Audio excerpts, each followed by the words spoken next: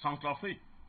La semaine qui s'achève, 4 légionnaires français arrêtés au parking de l'aéroport de Bangui Mpoko dans un véhicule banalisé, blindé aux vitres fumées, au moment même où l'avion qui ramenait le président Faustin Archange Touadéra à Bangui faisait donc sa dernière approche pour se dédouaner. Ces légionnaires, 4 au total, ont indiqué pour leur défense qu'ils travaillaient sous la bannière de Nations Unies, notamment la MINUSCA, et qu'ils étaient accompagnés, le général français, commandant de cette force-là. Voilà, tout c'est ça. Avant cela, c'était le citoyen français Quignolo, qui avait déjà fait ses armes au Mali, qui était arrêté à Bangui toujours, en possession d'un arsenal de guerre conséquent, mais sans visa d'entrée sur son passeport, ce qui laisse supposer qu'il était entré clandestinement. Celui-là, son cas est toujours pendant, sauf si les forces françaises l'ont exfiltré très discrètement, mais on n'en croit rien. Pour ce qui concerne les 4 légionnaires, sous la pression de l'ONU, la justice centrafricaine a donc classé l'affaire sans suite. On se rappelle aussi, en milieu d'année dernière, c'était le 21 juillet, le colonel Assimi Goïta, qui essuyait donc une tentative d'assassinat en pleine mosquée à Bamako. Eh bien, tous ces éléments mis bout à bout laissent croire qu'il y aurait un agenda caché des mercenaires français pour l'assassinat des présidents Assimi Goïta et Faustin Archange Touadéra. Docteur Basilikine, qu'est-ce qui dérange? Est-ce que ces tensions, qui ne sont plus seulement latentes, qui sont aujourd'hui ouvertes dans le cas du Mali et même en Centrafrique, avec la présence des Russes, est-ce que cette tension-là, est-ce que ça peut expliquer, est-ce que cela peut justifier, est-ce que cela peut servir de base, de cause à effet? Écoute, Fred, moi je crois que on ne change pas la nature d'un état mauvais, d'un état satanique.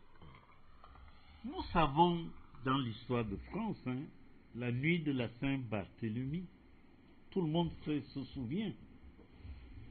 Tout le monde sait que je ne voudrais pas reculer jusqu'à Mathusalem. Non, bien entendu. Quand, dans les années 48, immédiatement dans l'après-guerre, tous les peuples coloniaux commencent à réclamer l'indépendance, eh bien, tous les colonisateurs, français, anglais, portugais, espagnols, tous ensemble, se mettent à faire de la répression. Et il se trouve qu'il y a un individu qu'on appellera plus tard Mahatma Gandhi, qui va résister à main nue et qui va triompher de la Grande-Bretagne. Eh bien, la Grande-Bretagne a réfléchi et elle s'est dit, ça ne sert à rien. Et les Jomo Kenyatta, je l'ai déjà raconté ici, oui. Les Milton Obote, les Kwame Nkrumah qui étaient en prison, ont été sortis de prison, et c'est avec ces gens-là, des nationalistes, qu'ils ont négocié les conditions d'accès à l'indépendance. Mais en France, systématiquement, tous les nationalistes ont été assassinés. Les Ouézin Koulibaly pour préserver la place à Houphouët-Boigny, les Ouniobé pour que M. Aïdjo puisse se proclamer plus tard père de l'indépendance, père de la nation. Donc, on ne change pas la nature. Un État qui ne sait pas négocier, je vous assure, la France a failli disparaître en 1940. Parce que si les États-Unis et l'Angleterre n'étaient pas venus à son secours, ce que nous appelons la France aujourd'hui, ce serait une province germanique. Parce que si Hitler avait gagné, l'État français disparaissait. C'est l'Afrique qui a sauvé la France. Et ce sont les Africains qui ont versé leur sang pour contribuer au sauvetage de la France. En retour, systématiquement, la France a tué, elle a assassiné. Tout à l'heure, dans l'émission qui a précédé, j'ai regardé Afrique Média de chez moi, quelqu'un nous a dit, il y a 52 chefs d'État, ministres ou premiers ministres en Afrique, qui ont été assassinés par les services secrets français. Absolument. Donc, on ne peut pas changer ces gens-là.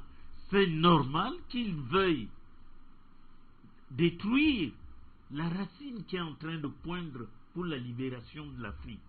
Moi, personnellement, je ne doute pas de cela, parce que je sais comment ils s'y sont pris face aux nationalistes des années 40. Comment ils se sont pris, même après avoir donné les indépendances à des pacotilles, à des marionnettes. Chaque fois qu'une marionnette s'imaginait qu'elle pouvait respirer en dehors du marionnettiste, eh bien, systématiquement de Sylvanus Olympio jusqu'à Gbagbo, systématiquement ça a été la mort. Le malheur a voulu qu'avec Gbagbo, il s'était persuadé qu'il irait mourir de sa mort naturelle à La Haye. Oui. Mais Dieu l'a préservé. Vous savez, nous on croit en Dieu. Dieu l'a préservé et je suis certain que même si Gbagbo ne redevient pas le président en Côte d'Ivoire, il va contribuer à asseoir un État ivoirien moderne. Et c'est ce que les Français ne veulent pas. Assimi Goïta, c'est une espèce de fou qui veut empêcher la France de danser et de voler en rond.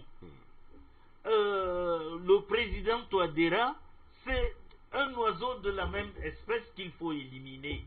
Eh bien, vous voyez, alors qu'avec Sylvanus Olympio, avec Thomas Sankara, avec tous les autres qu'ils ont systématiquement éliminés physiquement, je veux dire tuer, assassiner, verser le sang, ça a marché. Mais désormais, ça ne marche plus. Et nous devons nous réjouir de la chose. Parce qu'une Afrique nouvelle est en voie d'émergence. Parce que ceux qui ont cru que l'Afrique c'est un paquet qu'ils ont attaché et que seuls peuvent délier, eh bien, ils se sont trompés. Une génération nouvelle est en place et tous les assassins qu'on enverra en Afrique, eh bien, je ne sais même pas pourquoi le gouvernement centrafricain a agi ainsi que vous venez de l'annoncer, mais en tout état de cause, si la justice humaine n'est pas capable de résoudre ce problème, la justice divine s'en chargera. Merci, docteur Simon Basilikine. Madame Adjeté, depuis 1900, enfin, depuis des années, la France est peut-être comme ce chien finalement qui ne change pas sa façon de s'asseoir, mais est-ce que cela est encore raisonnable au XXIe siècle? Est-ce qu'elle peut encore agir aussi impunément qu'elle pouvait le faire dans les années 60? Merci beaucoup pour cette deuxième partie de l'émission. On ne va pas s'attarder ou s'appesantir longtemps sur la nature de l'oligarchie française. Hein. La seule chose que je retiens, c'est qu'on a affaire à une oligarchie nazie, raciste, négrophobe principalement, et je pèse mes mots, c'est Nicolas Sarkozy qui m'a prêté l'expression en 2008, lorsqu'il a s'agi de faire un choix entre des ouvriers africains et des ouvriers polonais. Il a dit clairement, je cite, « Je préfère le plombier polonais aux autres marabouts maliens. » Pour moi, l'affaire est classée. Il n'y a pas lieu de venir discuter encore de la nature de qui sont ces gens qui ont pris la France comme leur territoire, hein, leur maison, leur laboratoire, et qui se servent des institutions républicaines françaises pour ne pas se faire démasquer et aller faire tout ce qu'ils ont envie un peu partout au nom du peuple français sans en demander même l'autorisation. au peuple français.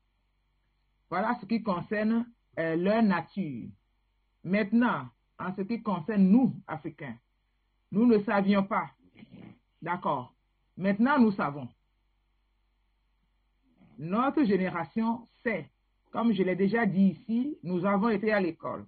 Nous avons pris nos pieds, pour certains d'entre nous, pour venir jusqu'à chez eux, pour les étudier et savoir comment ils font pour avoir raison, même quand ils ont tort. Et la seule marque de fabrique, c'est l'hypocrisie.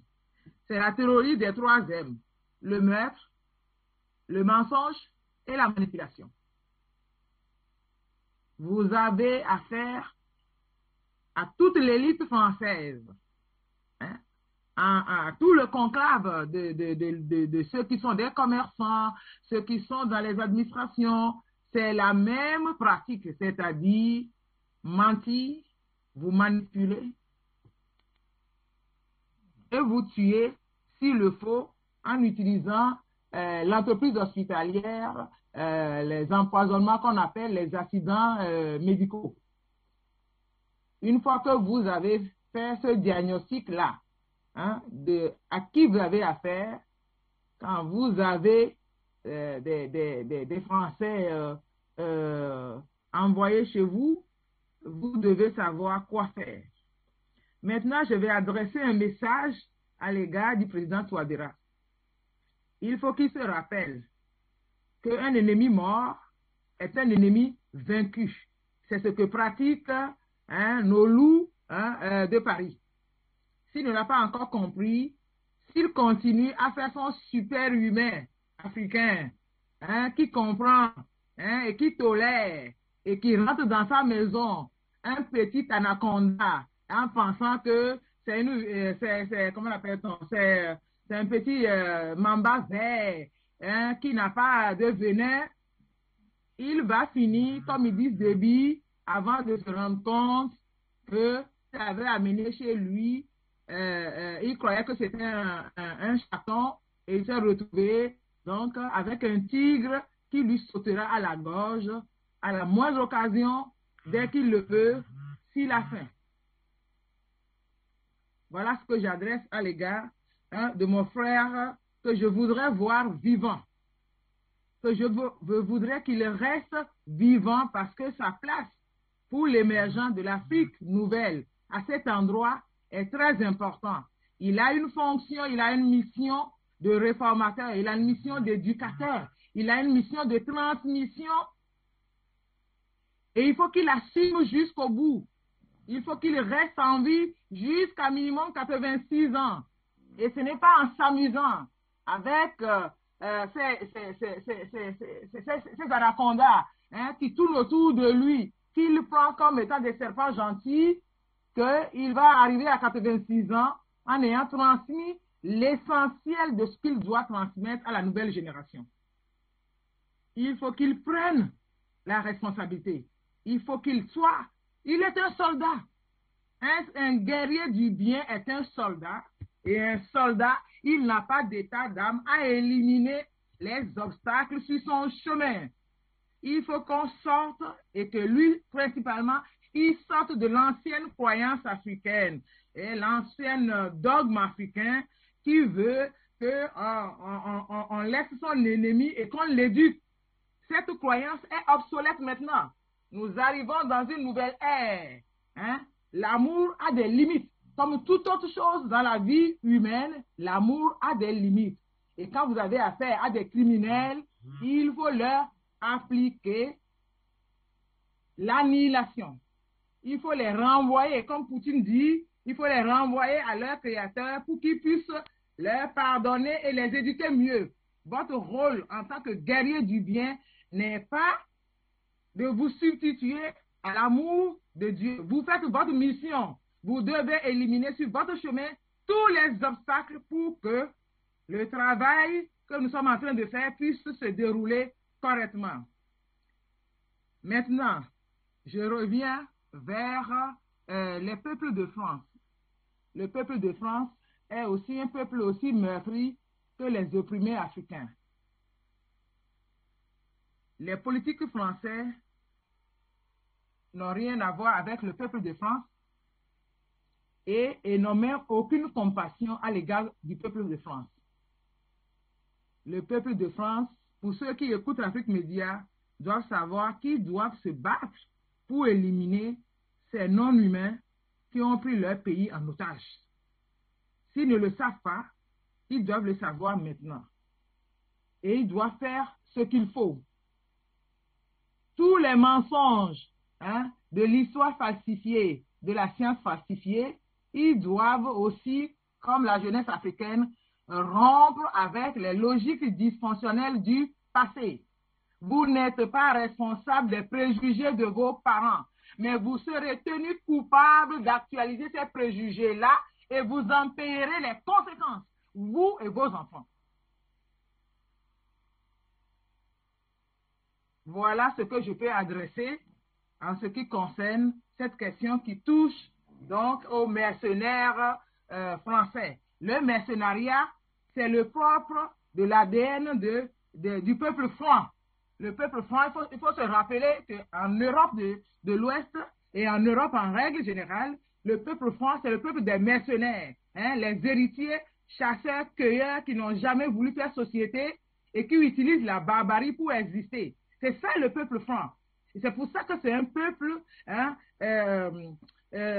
qui utilise la dualité, qui utilise le fonctionnement du serpent reptilien.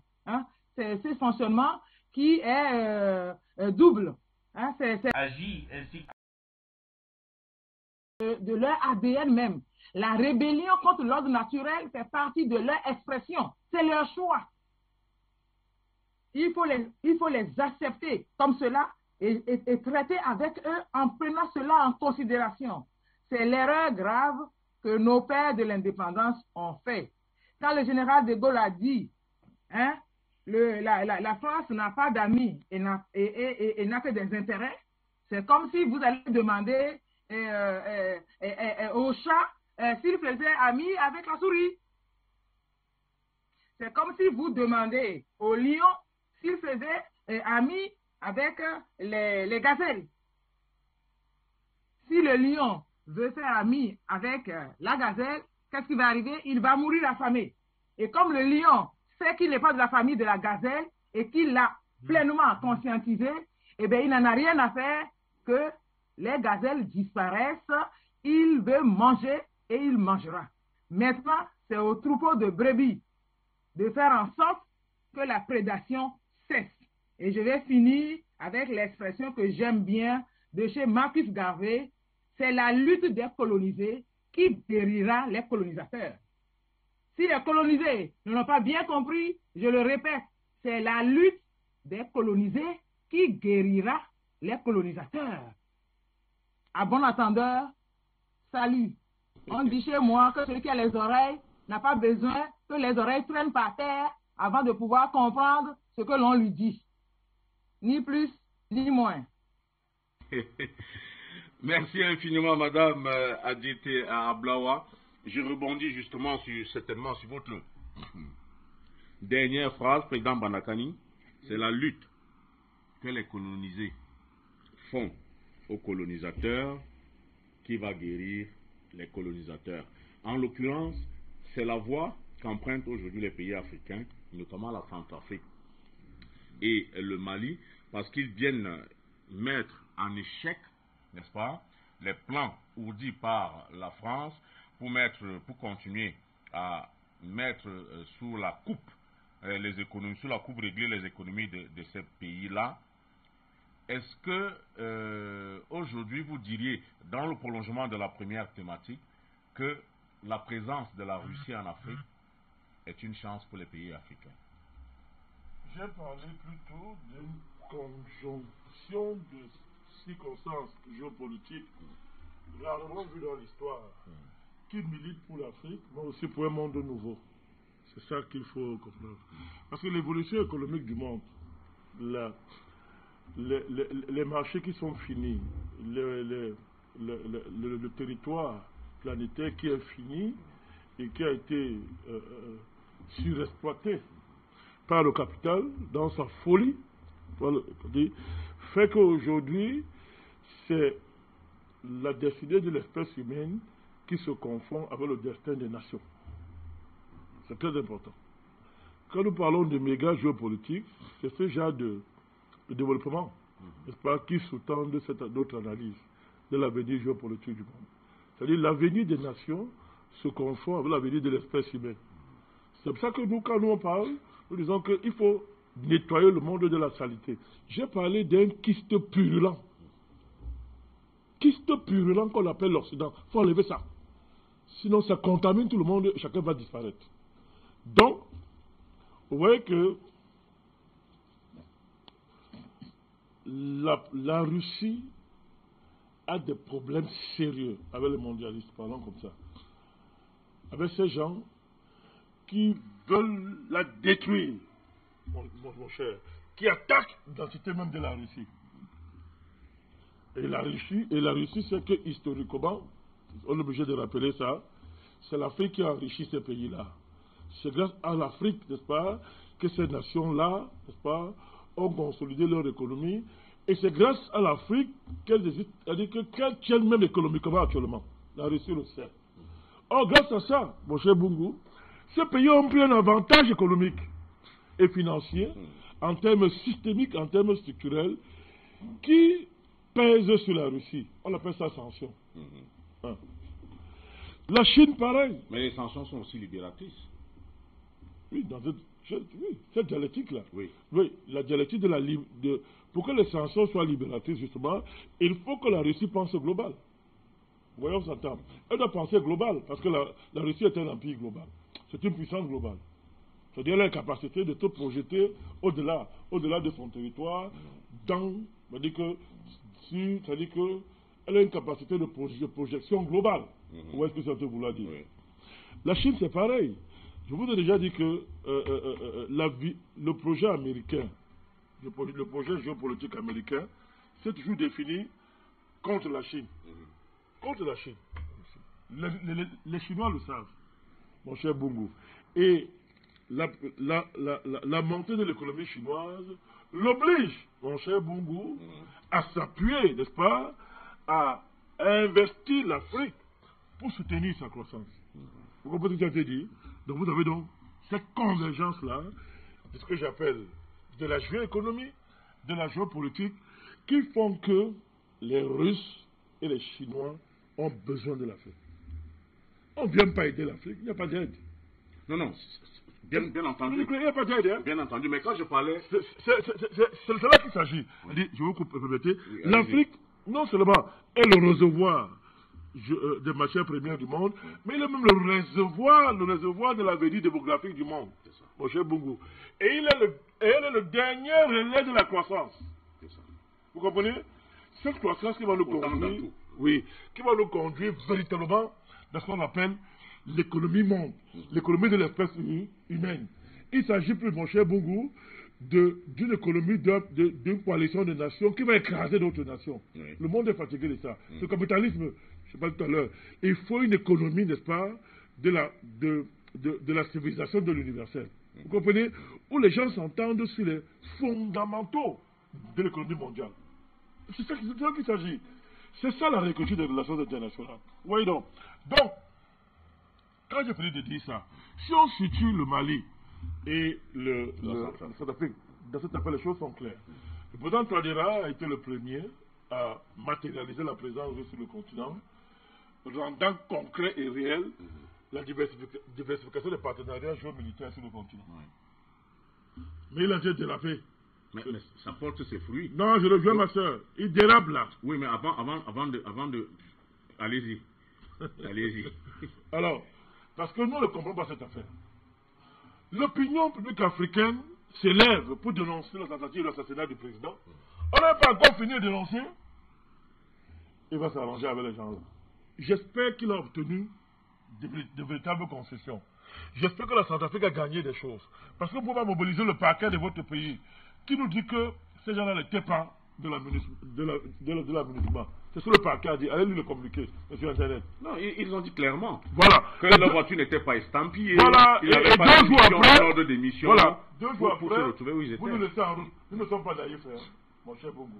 J'avais eu à le dire que la sortie de l'ambassadeur américain, français, dont l'aménagement a volé au secours pour corriger la gaffe, vous comprenez, la gaffe qui exposait la vérité devant le monde entier, va obliger, n'est-ce pas, ces gens-là à négocier. J'espère que le président Touadéra a bien négocié pour son pays. Si c'est le cas, tant mieux. Et s'il a fait un accord avec ses partenaires, la Russie et les autres, tant mieux. Mais cela dit, la Centrafrique a inauguré ça. Et c'est à l'honneur de ce pays, c'est à l'honneur de son président. C'est pour ça qu'on veut sa tête. On veut sa tête pour ça, parce qu'il est en train de sortir la Centrafrique du juron maléfique français. Parce que c'est pas lui que tout ça est en fait. Oui, bien sûr, du juron maléfique français, c'est un patriote. Mon cher Bongo, il est intelligent, il a un projet pour son pays. Et si on le laisse faire, alors nous parlons, il a introduit le russe à l'université de Bangui. Vous savez pourquoi il a fait ça? Parce que les gens ne peuvent pas comprendre. Alors, parce que ça permet de déparisianiser la classe politique centrafricaine. La Centrafrique a le malheur d'avoir toute une classe politique et toute une élite complètement parisianisée. Quand on dit qu'une élite africaine est parisianisée, ça veut dire que c'est une élite criminelle qui n'a aucun projet pour son pays et qui travaille pour Paris et qui est fier d'aller prendre les photos à la Tour Eiffel, d'acheter les chemises à la rue, à ce qu'on appelle plus belle avenue du monde, ce qu'on appelle plus belle avenue du monde. Pourtant, c'est la plus sale avenue du monde, parce qu'elle est maquillée de sang, mon cher Bongo. Elle est belle, quand vous soulevez ça, c'est le sang des nations africaines qui est en dessous. Donc, cette élite parisianisée n'a aucun projet pour le pays. Or, le malheur de la Centrafrique, c'est quoi? C'est que la France contrôle les hommes. Elle a fabriqué les hommes, mon cher Bongo. Après avoir assassiné les patriotes centrafricains, je parle de Boganda et de d'autres amis, la Belle Goumba, toute cette lignée de patriotes centrafricains, les Français les ont éliminés et les ont remplacés, n'est-ce pas, par des nègres préfabriqués qui n'ont aucun projet pour leur pays. Donc Touadéra a compris ça. Il faut déparisianiser l'élite politique et sociale de son pays. Ça, son honneur, c'est du génie. Ça demande beaucoup de sérieux et il a fait, c'est bien. Et beaucoup de courage. Et beaucoup de courage. Assimi Goïta, sans commentaire. Tout le monde voit. Lui reste sur. Tout le monde voit la fierté que ce monsieur nous a apporté. L'honneur qu'il nous a apporté. Il a corrigé en un temps record des longs siècles d'humiliation, mon cher Bongo. Vous comprenez? Et vous voyez très bien que c'est le seul pays africain qui a eu le courage de dire que je le connais, le Lugansk, je le connais, le Donbass. C'est les républiques, n'est-ce pas, qui ont proclamé leur indépendance et qui ont été reconnues par la rue. Est-ce un hasard, Bongo? C'est le seul pays africain qui l'a fait? Est-ce un hasard? Vous comprenez? Est-ce un hasard? Démontrant par là, n'est-ce pas, une nouvelle ère sur le continent. Cette démarche géostratégique et géopolitique du Mali, on peut dire beaucoup de choses. Bongo, vous croyez que les Maliens vont rester tranquilles? Moi, je vous dis, vous croyez que les Maliens et leurs alliés vont rester tranquilles quand ils ont en face d'eux un vaurien comme Bazoum, qui affiche ouvertement, n'est-ce pas, son alignement esclavagiste, n'est-ce pas, à l'égard de la France, travaillant contre les intérêts de l'Afrique?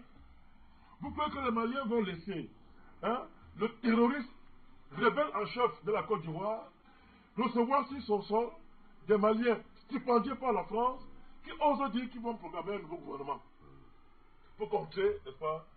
Vous voyez que des dynamiques se mettent en place et on voit où ça va aller. Vous comprenez? Moi, je n'ai pas revenir sur M. Ouattara. Non, c'est pas la peine.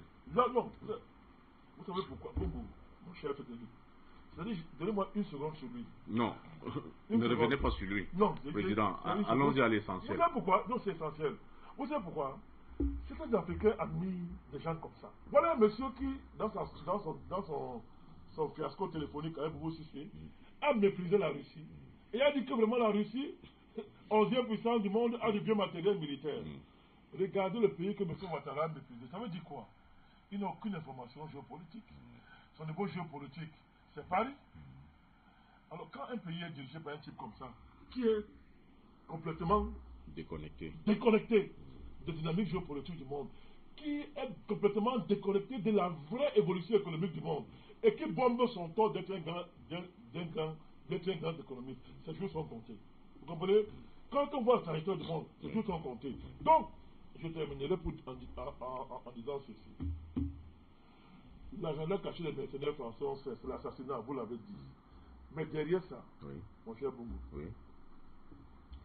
s'il y a des Africains qui traînaient le pas, qui faisaient semblant de ne pas voir, qui fermaient les yeux, parce qu'ils aiment trop la France, ils dépendent de la France, ils encore tentent de le séduire. Vous savez pourquoi? Voilà la preuve. Voilà des gens qui vous ont dit qu'ils viennent en Afrique combattre le terrorisme. Takuba, Pakal, machin et confort. À qui va-t-on faire croire que les Français nous préfèrent aux Ukrainiens? Vous êtes sérieux là? Takuba devait aller où? En Ukraine. Pakal devait prendre le troupes envoyées en Ukraine. Mais qu'est-ce qu'on observe? Vous regardez vous-même. Et par là, tous les discours, la propagande, le bavardage et les fanfaronnades de la diplomatie française et européenne sur le Mali, ça tombe à terre beaucoup. Tout ce qu'ils ont dit pour justifier les problèmes dans le Sahel n'est plus valable, mon cher Bougou. C'est terminé, mon cher Bougou. Les fanfaronnades de Madame Parly, le bruit et le vacarme de Madame de l'Union européenne, les bavardages du vaurien de l'Élysée, mon cher Bougou. Quel Africain peut encore transmettre aux gens comme ça, mon cher Bougou? Donc, si sur le plan moral, sur le plan de la justification idéologique et stratégique de la présence de ces gens dans le Sahel est tombé grossièrement, comme ils sont en train de tomber en Ukraine, l'avenir Bougou, c'est quoi? C'est de les chasser. On a les moyens de les chasser. Il suffira de bien organiser la diversification des partenariats géomilitaires, mon cher Bougou, pour les chasser. Parce qu'à l'heure actuelle, mon cher Bougou, que ce soit les États-Unis, que ce soit l'Europe et la France, ils n'ont pas les moyens militaires d'affronter un État africain qui a bien diversifié ses partenariats et qui est désormais, n'est-ce pas, désintoxiqué sur le plan idéologique. Vous comprenez? Donc c'est ce chemin-là qu'il faut prendre. Merci à vous, Président Banakani. On me signale que Luc Michel est revenu. Bonsoir Luc. Alors, vous avez suivi cette actualité banguissoise, l'arrestation de ces 4 légionnaires français, mais aussi leur libération. Comment est-ce que vous avez vécu ça, cette arrestation, mais surtout cette libération-là, cette pression de l'ONU et celle de la France plus discrète, et surtout aujourd'hui, est-ce que la France a un tel ressentiment que vous pensez qu'elle peut encore mettre en place, sur pied, des plans de l'élimination physique de certains leaders africains?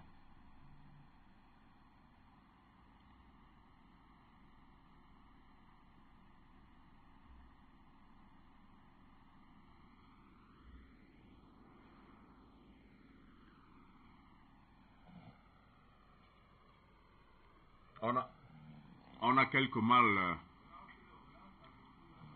Luc Michel, est-ce que vous êtes avec nous? Bonsoir. Merci d'être revenu. Je parle de cette actualité en Centrafrique, l'arrestation et puis la libération de ces légionnaires français. Comment est-ce que vous l'avez vécu? Le parquet centrafricain qui a donc classé l'affaire sans suite, mais on imagine bien que c'est avec les pressions de l'ONU et celles plus discrètes de la France. Et puis, je vous pose la question de savoir, est-ce qu'aujourd'hui, au XXIe siècle, on peut penser que le ressentiment français dans ces 2 pays, au Mali et en Centrafrique, est tel que la France puisse mettre sur pied un programme d'élimination physique de certains leaders africains qui ne seraient pas dociles vis-à-vis de sa politique?